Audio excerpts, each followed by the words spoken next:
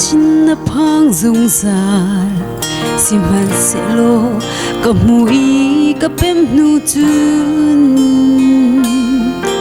an lei tang mi nak in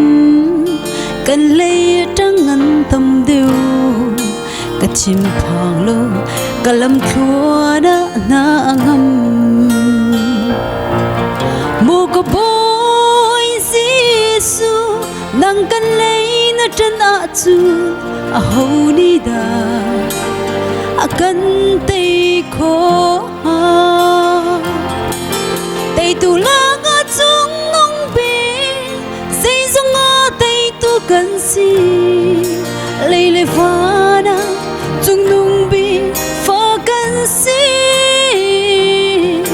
rum nak song kan ta si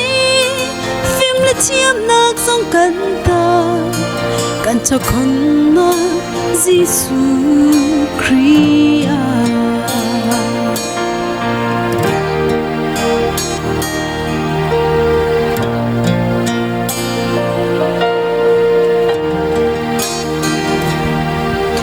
mui ka pem hlana chu sual pa hrungin ka ton kamin hoi hlana chuak lang ngam lo in ka mui ka pem nu chun fa pa Giêsu Christ chung a ka pathian ni mi chiang hlimma a ka pom mo ko boy Giêsu nang kan lei na tan na chun a holy da a kan te kho te tu la ga chung nong be zai song a te tu kan si lei le va na chung nong be fa kan si rum na song kan ta chiam nak song kan ta kan cho con nó Giêsu Christ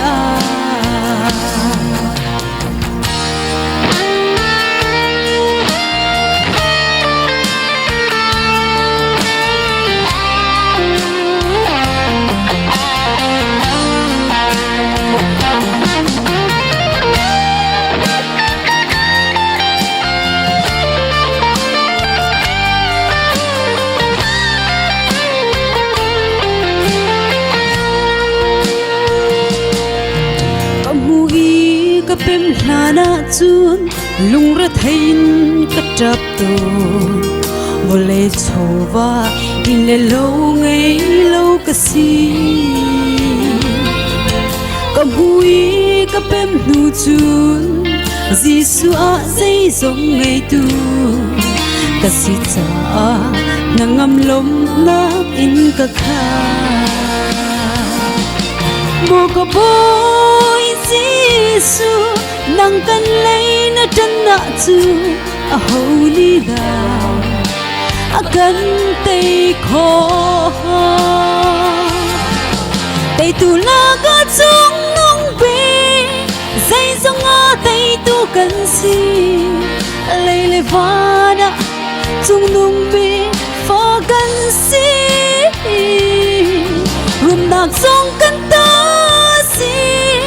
phim le chiam nak song kan ta kan cho con na Giêsu Christ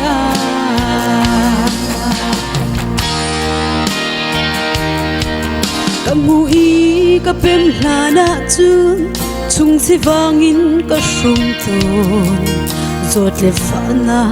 dom lo nak in ka khat ka mui ka pem nu chu Giêsu Christ tuk nak vola dam nak thim chu pek chia mi ka si amen mo ka boy Giêsu nang tan lei na tan na chun a holy da a kan te kho te tu la ga chung nong be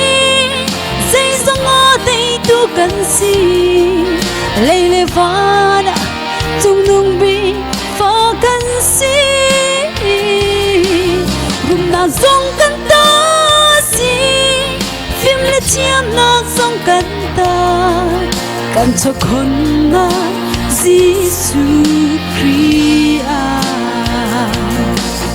bu ko boy Giêsu nang kan lei na tan na chu a ho ni da a kan te kho te tu la ga chung nong pi dây sông ngõ te tu kan si lei le va na chung nong pi fa kan si rum na song kan ta si phim le chiam na song kan ta kan cho con na Giêsu Christ kan cho con na Giêsu Christ